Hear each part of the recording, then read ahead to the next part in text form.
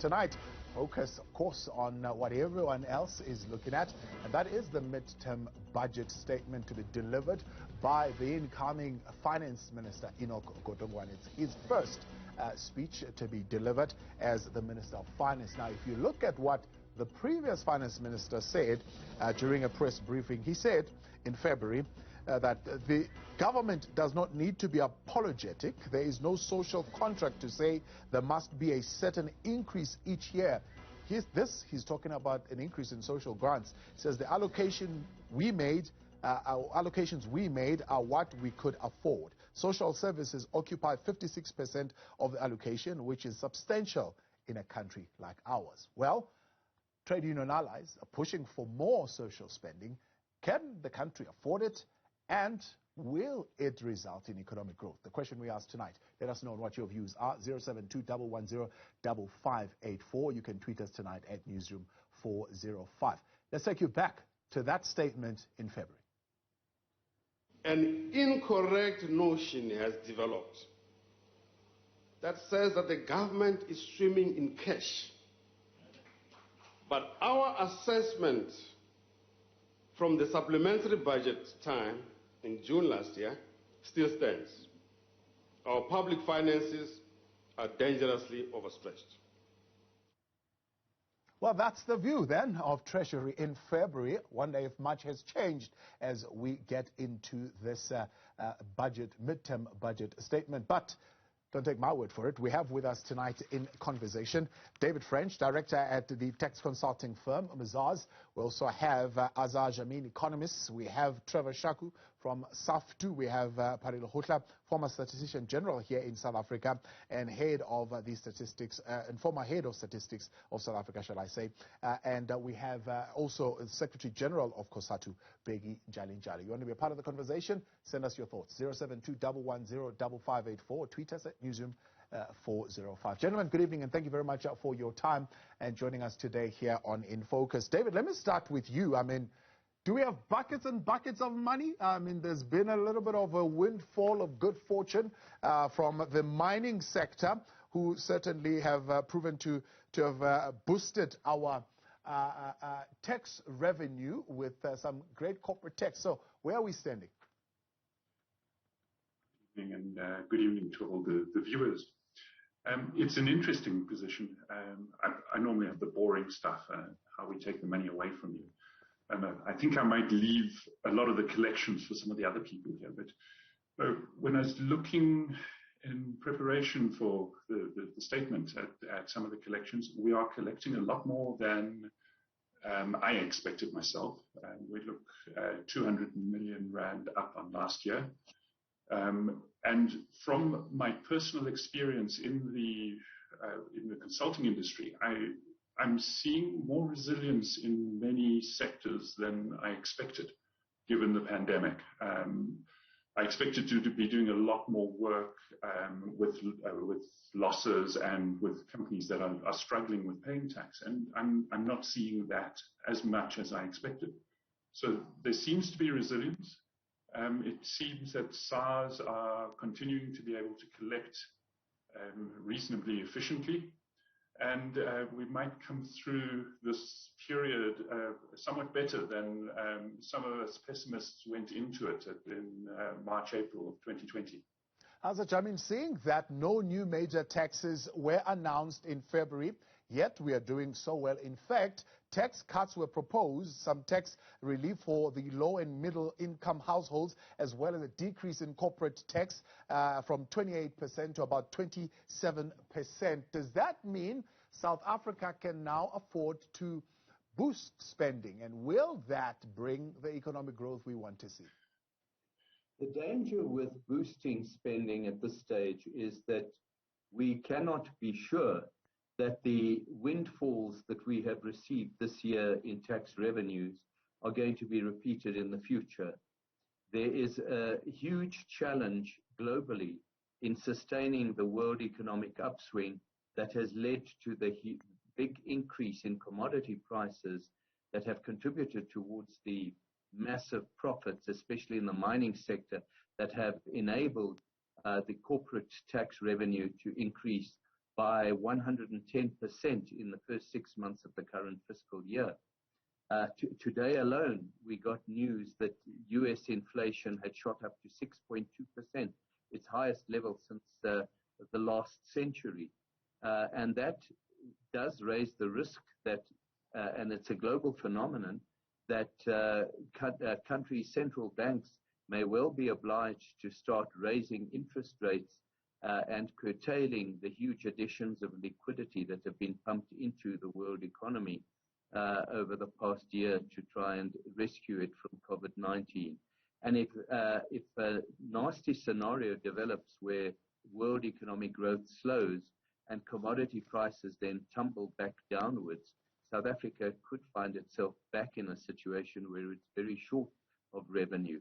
So to use this current upswing in revenues to increase spending like crazy, I think is a very dangerous exercise.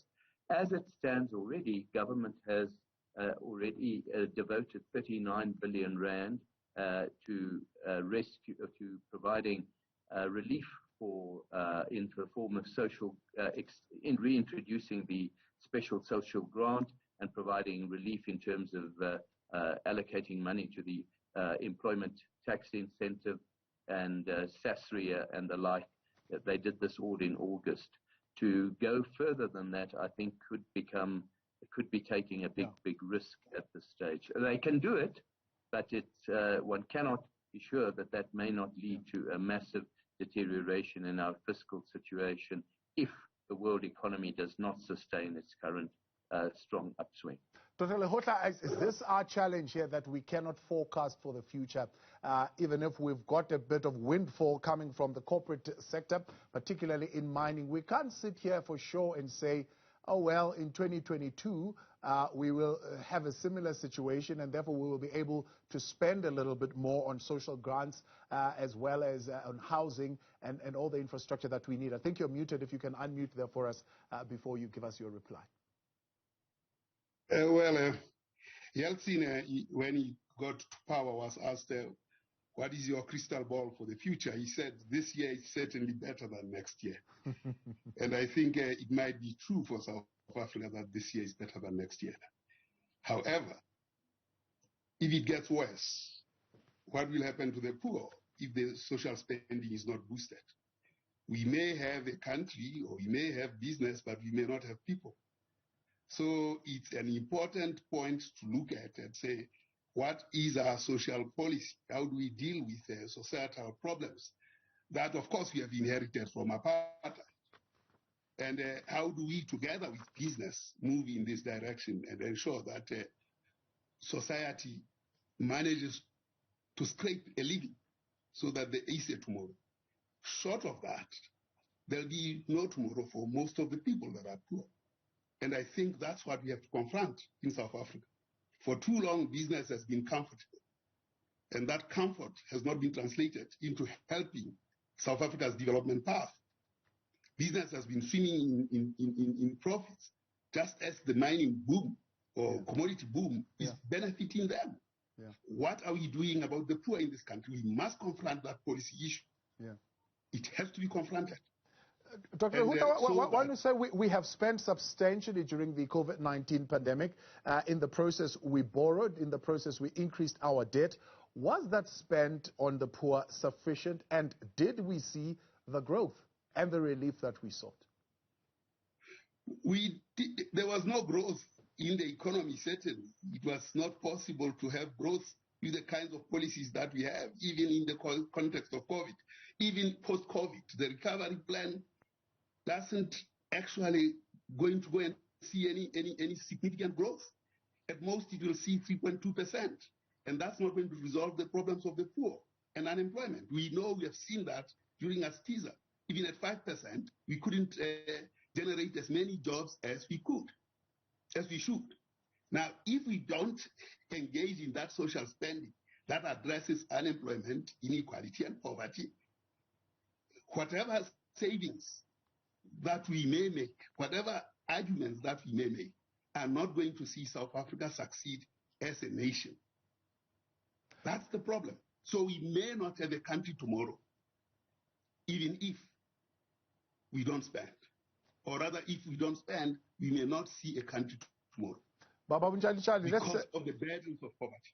Let's bring you in here, please, if you can unmute as well on your side there, please. We have seen a substantial cut, no doubt, in social grants. The previous finance minister having cut the social grants, but left the other grants a little bit of an increase.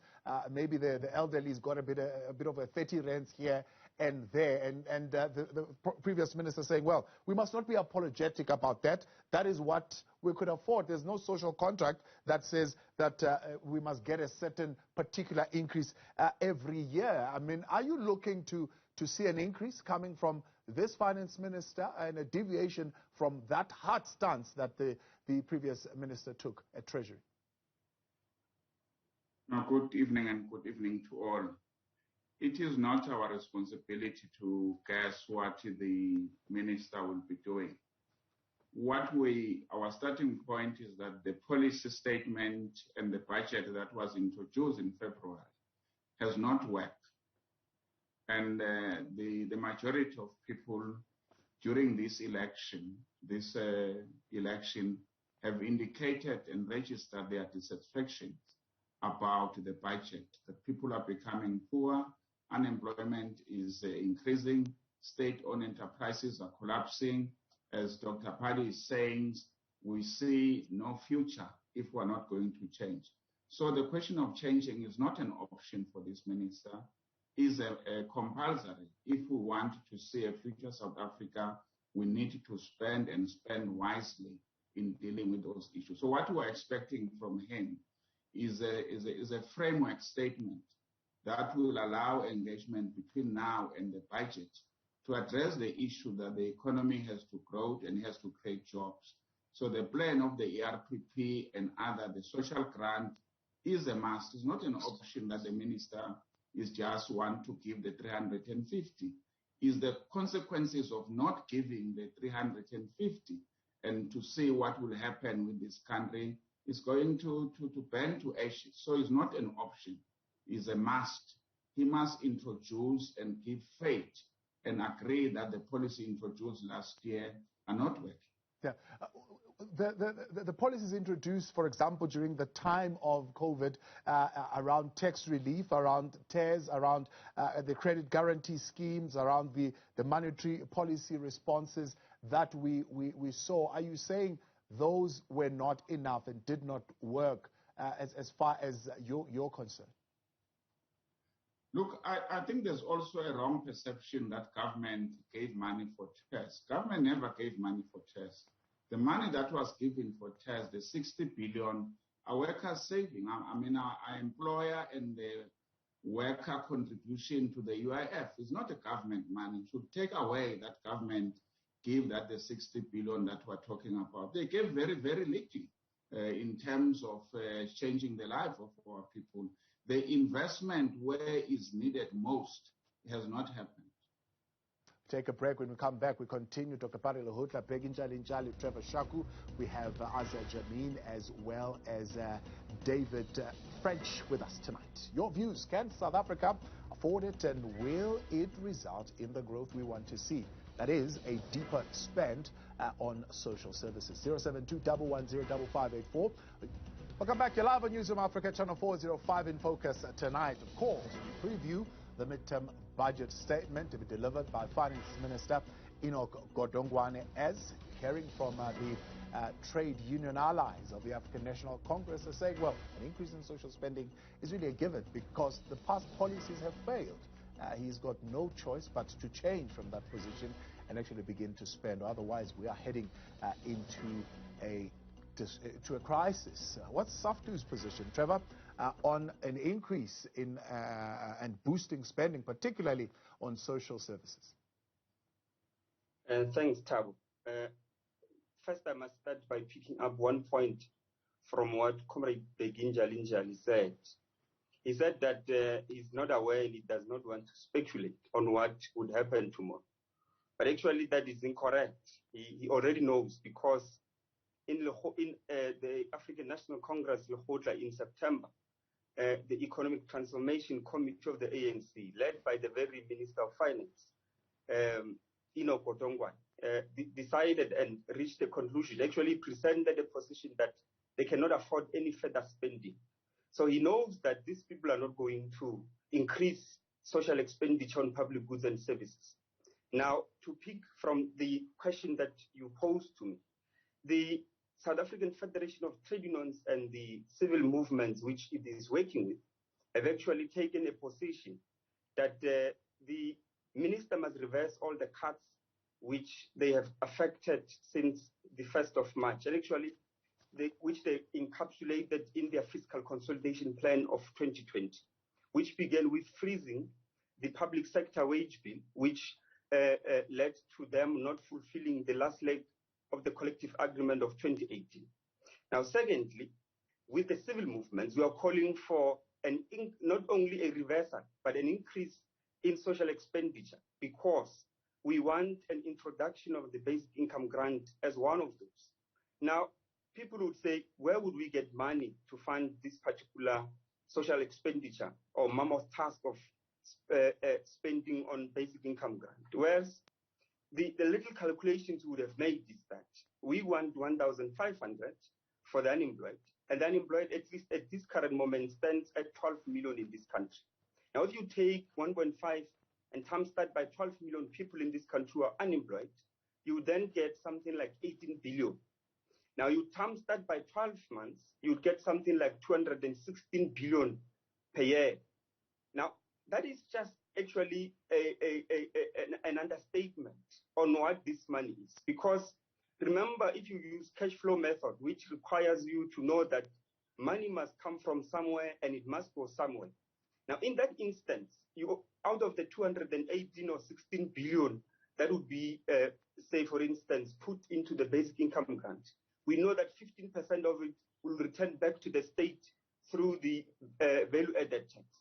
Now, on top of that, you also must assume that in the case that they are not tax dodging by these corporates, which have proven that they're criminal, you will then have 27% of it returning again to government through corporate tax. Already you have, out of the 216 billion, you already have 100 billion rand returning to government through taxation.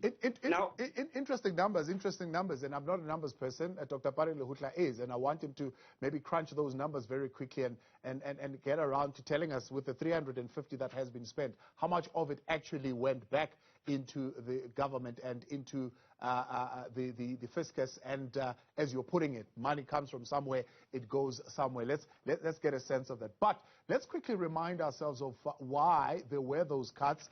We saw a cut in social grants by 5.8%, a projection that in 2022-2023 that will go up by 10.7 billion, 2023-2024 that will go up by 19.5 billion. And this is the reason the former finance minister told us was behind these cuts. Getting our fiscal house in order is the biggest contribution we can make to support our economic reconstruction and recovery plan. Continuing on the path of fiscal consolidation during these economic times was a difficult decision. But we're here precisely because we want to make difficult decisions. If you want to make easy decisions, go swimming. However, on this, we are resolute. We remain adamant that fiscal prudence is the best way forward. We cannot allow our economy to have feet of clay. Dr. Lehohla, it is argued high debt service costs, they impact on the important economic and social expenditure. And that's why we need to consolidate, and we need to be a little bit more prudent in how we're spending, because currently we are paying way too much on debt, servicing our debt. In fact, 3.6 billion is expected to have increased to be rather 13.3% is expected to be the annual average increase rate of our debt service cost. So in 2021, 3.6 billion, in 2021-22, 11.3 billion, in 2022-2023, 17.9 billion on debt servicing costs only. Well, I think debt to GDP ratio is an important indicator that you must have. So equally is the unemployment rate. So is poverty. Those are macroeconomic indicators that the country must be seized with. This question of being overly concerned about debt to GDP ratio and not being concerned with unemployment and poverty doesn't bring balance in the way we think. I don't think it's prudent to have the levels of unemployment that we have in this country. There will not be a country tomorrow at this rate. Business at the moment, their submission was saying, no, there mustn't be big, there mustn't be NHI. But they say the government must support business. And in asking for government to support business, they are saying they need a lot of other things from government, but nothing for the poor. Surely, colleagues, it cannot be that. We are not suggesting, and I'm sure no one suggests, that we should go and bring the money and spend it in things that are useless. Providing resources to the poor is the responsible thing because it provides for them dignity, the ability to also work, the ability to go to school, the ability to be self-sufficient in the end. Yeah. At this rate, it is absolutely impossible. And business has no moral standing to argue for itself and say no to big and no to NHI. Yeah. We need that consensus, that policy consensus in this country, where the voice of the poor should come. Yeah. For 28 years, they have been poor. For 300 years, they've been under colonialism, and a number of years under apartheid. How much longer? Surely, how much longer should we expect the poor to suffer like? As a Jamine, from an economist point of view, I mean, how do you react to that? That it would not be prudent to overemphasize this question of debt to GDP as opposed to looking at poverty and the people in the country who are living under poverty and who have been living under poverty for close to 28 years now. It's a very difficult trade-off. There is no question about that. But you have to look at the underlying causes of the high rate of unemployment and the huge deterioration in the outcomes of our educational system. And to just keep dishing out cash to people to survive is really not a long-term sustainable solution to the country's economic problems. And to ignore the debt to GDP ratio will lead, it may actually help in the very short term for a year or two, and we may be able to assist the poor for a year or two by incurring more and more debt. But in the longer term, we will suddenly find ourselves suffering still more and still more deprivation and even more unemployment. It is not a pretty picture. And already you can see the cost of existing levels of debt, the penalty that is being imposed on South Africa for its current fiscal stance is that we are paying 9 to 10% interest on whatever we borrow, whereas countries in advanced economies are paying 1% or less, and in some cases negative interest rates in order to borrow. So, and this is what is killing us at the moment, the fact that we are spending not 18 billion rand on debt service costs, but 270 billion rand per year. In other words, we are spending more on paying interest on what we are borrowing than the BIG would cost us at the moment. It would be unsustainable then to ignore the public debt. The only way you can do that is to live in total isolation from the rest of the world and not bother about buying goods and services from the rest of the world and trying to survive on what we can produce ourselves in this country. And that would see a dramatic fall in our standard of living, unfortunately. Your reaction to that, 072-110-5584. Tweet us at Newzroom405. By the way, let me tell you what you can look forward to tomorrow here on In Focus. We'll be in conversation with the suspended Secretary General of the ANC, Esmagashule. He'll be giving us his reaction to the performance of his party at the polls and what needs to happen now. Then We'll also have a debate on the outcomes of the budget statement that will be given by Finance Minister Enoch Godongwana. Do stay and tune in with us tomorrow, starting at 8. But when we continue next, we get into, of course, the question of debt again, and we hear a little bit more from COSATU as well as SAFTU, and find out what to expect as far as taxation is concerned. We got a little bit of relief in the last budget. No new taxes, or major taxes at least, were announced. Will they be announcing those taxes, and are they needed this time around? We'll get that reaction from David in a moment. Stay with us. Loan debt will increase from 3.95 trillion in the current fiscal year to 5.2 trillion in 2023-24. We owe a lot of people a lot of money. This includes foreign investors in our bond market, pension funds, local and foreign banks, unit trusts, financial corporations, insurance companies, the PIC, and ordinary South African bond holders. Therefore, we must shore up our fiscal position in order to pay back the massive obligations we have incurred over the years. Back with you tonight on In Focus. Well, that's where we are. We owe a lot of people a lot of money.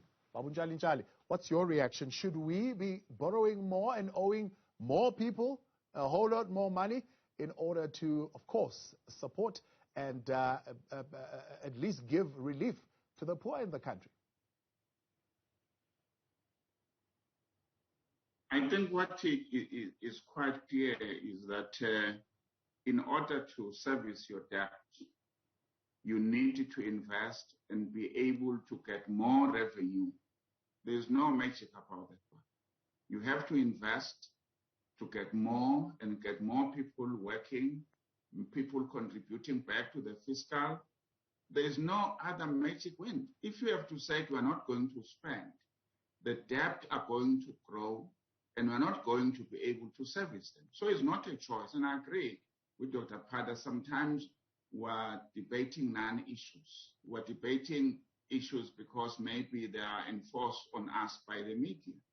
The issue here is that we're in a crisis. Even the IMF advised people to say, during this pandemic, they advise countries to invest more.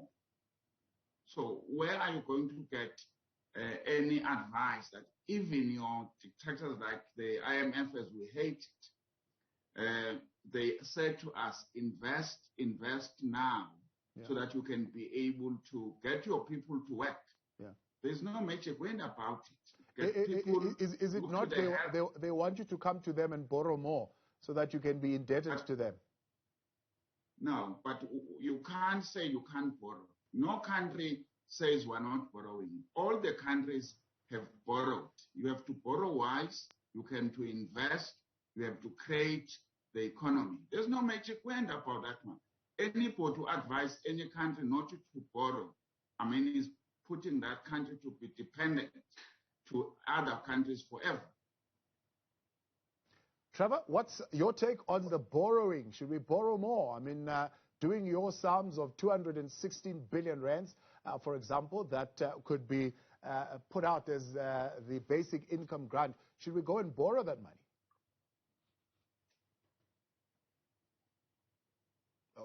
Trevor, you there? Yes, I'm here. All right. It can't, yes. I'm saying, should we go and borrow the 216 billion to fund the basic income grant? Okay, there are a couple of things. And since I represent workers and Mr. Azar represents the exploiting class, I must set the record straight here, especially as far as it comes to funding.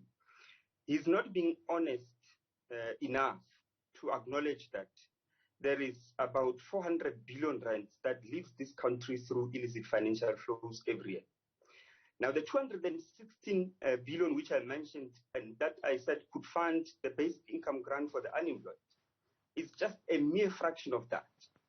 Now, on top of that, the methods which I was actually when you interrupted me earlier, which I was trying to illustrate, was that, and this is actually to even answer what Comrade Bheki is trying to say. You see, the state cannot be removed as a source of investment in the development either of economy and infrastructure of that particular country. And in this instance, if, for instance, you give the basic income grant to the 12 million people who are currently out of and without employment, it means you also are not only going to generate that money back again through tax, but you'll also be able to stimulate demand in the market.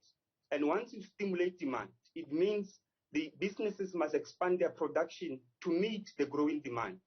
Now, in the case that these particular businesses do not raise prices, but indeed respond to expand production, what will happen is that the expansion of production would by itself require the creation of employment and to hire more labor, because you cannot expand production without hiring more labor. So in that sense, you'll also be chipping away the question of unemployment if you introduce social expenditure at that level. So you'll be stimulating demand that stimulates production that requires expansion and increase of labor in the market. And we'll begin to eat away the question of unemployment that we are facing. Now, another part is that the physical deficit which these comrades are actually alluding to, they are not saying it in the wholeness which it requires, for instance, in my view, because the debt to GDP ratio, which is used to measure, it is an inadequate measurement. Why am I saying this? It is not because there, if you have expanding production, expanding gross domestic product, either having stimulated it through the social security expenditure, you then have that the GDP ratio, that to GDP ratio actually even shrinking, because it can only be measurable by the vastness of the GDP of that particular country. So you need production also. And when you indeed expand that particular production, you will see the deficit and the debt to GDP ratio actually shrinking. So that is the very logic which at the South African Federation of Trade Union, we are actually pushing forward and think that these people must expand social expenditure, but also ensure that through that they have basic income grant introduced so that our people not only will mitigate poverty, but also this will stimulate demand and production. All right, I'm going to come to David in a moment, but Tate Lehohla, I want you to weigh in on that. I mean, in your experience and having been at Statistics South Africa, the expansion on the social grants, they've been increasing throughout the years, barring this last budget that was announced. Does that indeed result in the kind of product that SAFTU is suggesting? Well, it may not necessarily be that, because it's not a single bullet. But certainly, in terms of mitigating poverty, it has improved school attendance. It has generated many, many benefits. So social grants actually work for a country our shape. But we need to actually move towards big, because in big, then you can actually achieve the objectives that he's suggesting, including returning the money through taxes, so that the whole amount is not so much maybe consumptive, but through effects, feedback loops, it comes back to the fiscus. I mean, if you take Dr. Bale in 1923, he borrowed 16 million from the government, not from the markets, from the government, in order for him to establish ESCOM. Today, we are going to the markets to ask for money instead of asking for money from government and ensuring that ESCOM actually survives. Yeah. These are some of the things that we should do. Yeah. Of course, you shouldn't be reckless. I mean, the recklessness of expenditure and everything at ESCOM, including the disqualified audits, disclaimers in the audits today, are signs of mismanagement and poor leadership.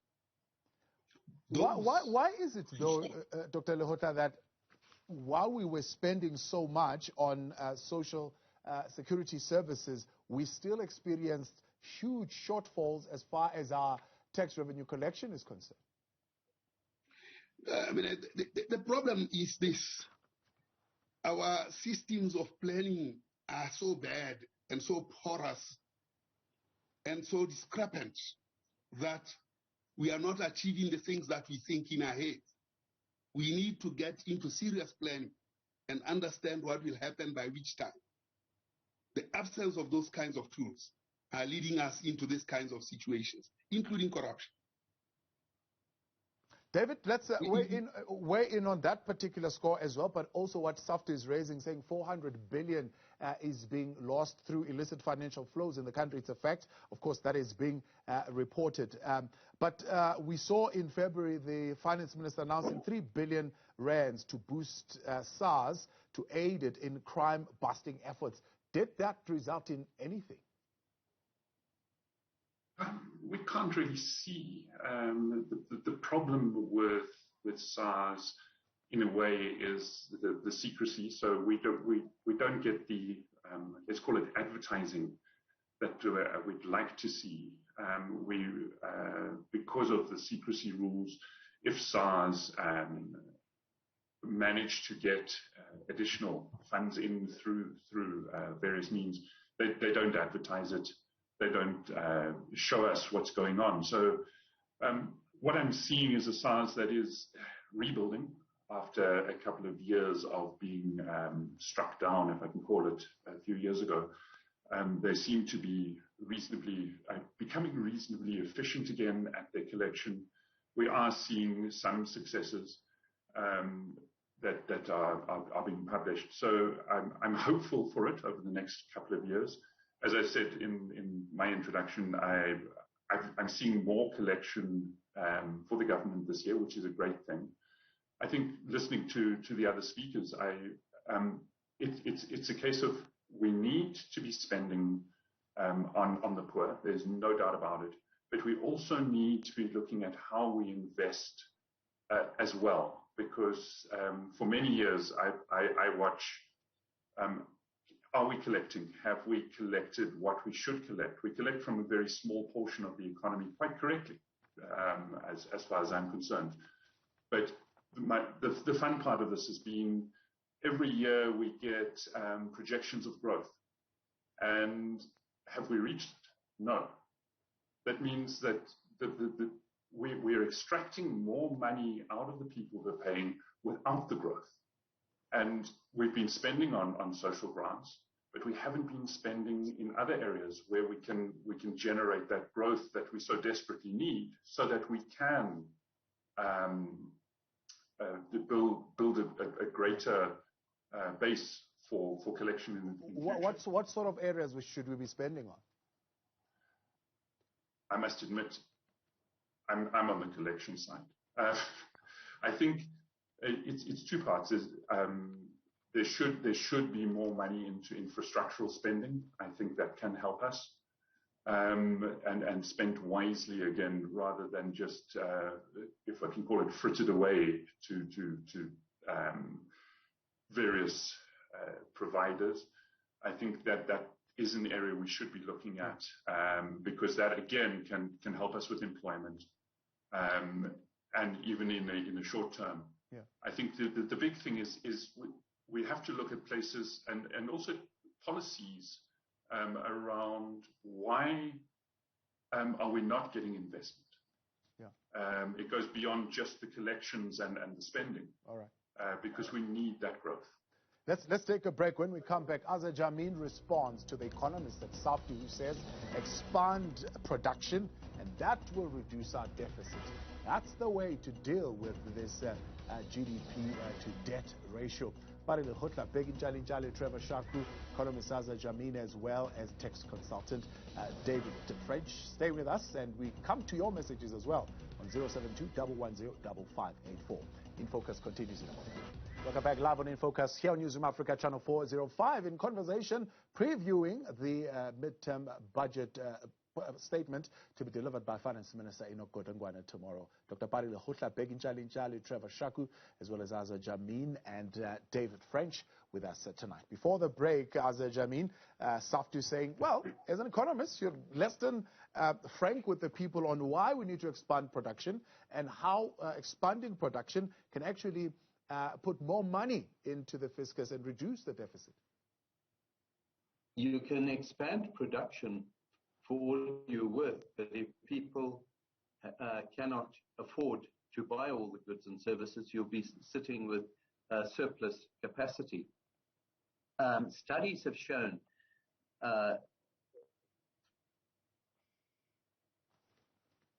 throughout economic history, producing sustainable economic growth is not driving consumption expenditure first and foremost, but by driving investment expenditure.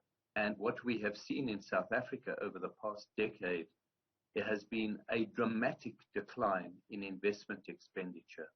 And that decline has been led not by private business, but by government and state-owned enterprises who have cut back dramatically on the amount that they're investing. And that has actually reduced opportunities for production in the country.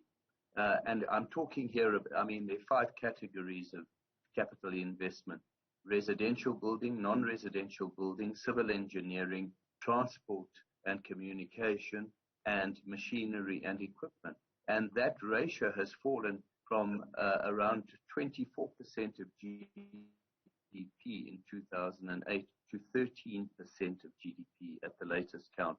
The average amongst developing countries is 25% of GDP.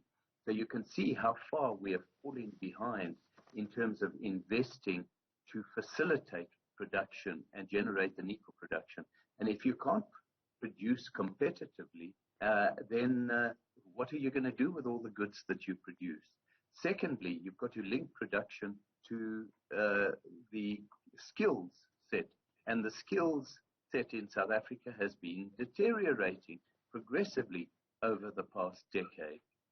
And then you've got to ask yourself is, why has investment been falling so much? Why has the economy been declining? And put in the room, resources being extracted from the economy through corruption and state capture over the past decade. Estimates are that 3 trillion rand, forget the 400 billion rand that Mr. Shaku has been talking about. We're talking about 3 trillion rand has been siphoned off into the pockets of a relatively small group of the elite in South Africa. That's a response there from Azar. Jamine, let's look at some of your tweets, and then we'll get SAFTU as well as COSATU to respond. Sipho in the Val saying, as usual, South Africa wants to treat symptoms instead of dealing with the causes from the root. We are tired of these endless grants, and we want a more productive economy for all. These unions must accept that they are to blame as well, since they supported the ANC and its failed policies. Sipho there in the Val. Ntshalintshali, respond to Sipho in the Val, but also respond to the question of why we have been falling behind in investing in facilitating production, and of course the issue of the skill set. Look, there are many answers to the problems that we have and we have been facing on those issues. For an example, the decision not to invest in Eskom. When the government was intending to privatize Eskom, today we're sitting in the dark because we're on investment strikes. We've been told not long time ago that it is true that business is on investment strike. They are not putting money into productive industry. We know that. We know that corruption has been doing what it's doing. We seem sometimes to debate very small issues and putting people as if ordinary people, active people want to be on the social grants. No, people want jobs. People want to work and feed their family. The majority of people can't live on a 350 rand. None of us sitting here can live on a 350 rand. But it's the right things to introduce to move to the bigger scale of a living wage for those who are on the social grant, because social grant should be perceived or should be taken as a step towards full and active life in dealing with those particular issues.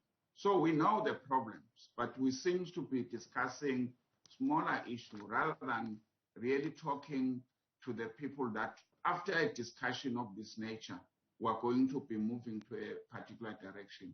I wonder, for an example, whether government is listening to this debate, whether any of the treasure people is listening to what we're debating here, whether big business who got the potential to invest is listening to this debate, whether politicians are listening to this kind of a debate. So I agree that what Dr. Pali was saying, that we need to sort it out our agenda and debate, and where we got some agreement, we're able to move on in dealing with those issues. Trade unions have different roles to play. We can make on those issues, but first and foremost, they talk to their members. Secondly, they talk to the broader agenda of the working class. So we'll have different interests.